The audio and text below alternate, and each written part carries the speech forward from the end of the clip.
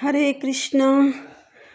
এখন ঠান্ডার দিন পড়ে গেছে, এর জন্য আমি ভগবানকে পিঠা বানিয়ে দিব বিভিন্ন ধরনের।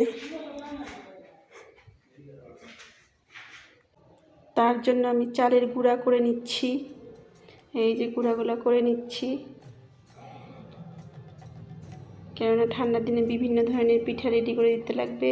আর এই যে পাটিজোড়া মালপোয়ার জন্য আমি গুলা রেডি করে নিয়েছি। এখন আমি কুলির জন্য যে আটার মতন ডো তৈরি করে সেটা তৈরি করব। তার জন্য আমি জল গরম বসিয়ে দিছি।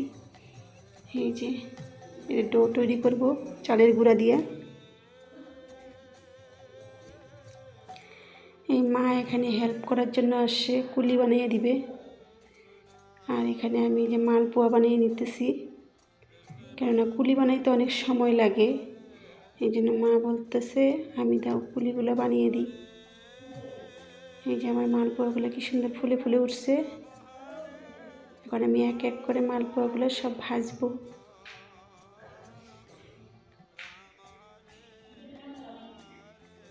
এই যে মালপোয়াগুলো নামিয়ে নিলাম।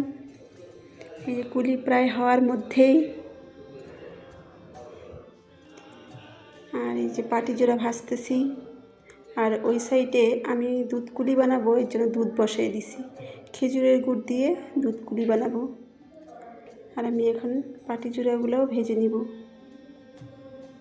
ভাজতেও সময় লাগে, এগুলো এক এক করে ভাজতে হয় একটা একটা করে।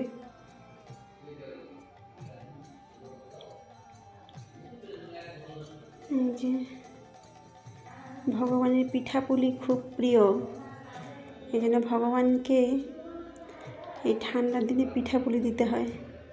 যে যেরকম পারে ভগবানের সেবায় দিতে পারে। এই যে আমি নারিকেলের পুরগুলো দিয়ে দিলাম।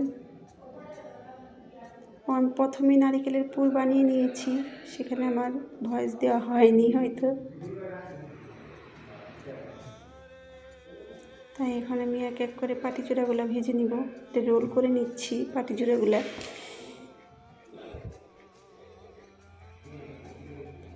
এই যে এখানে দুধ গরম হয়ে গেছে, এখন আমি কুলিগুলোও দিয়ে দিব।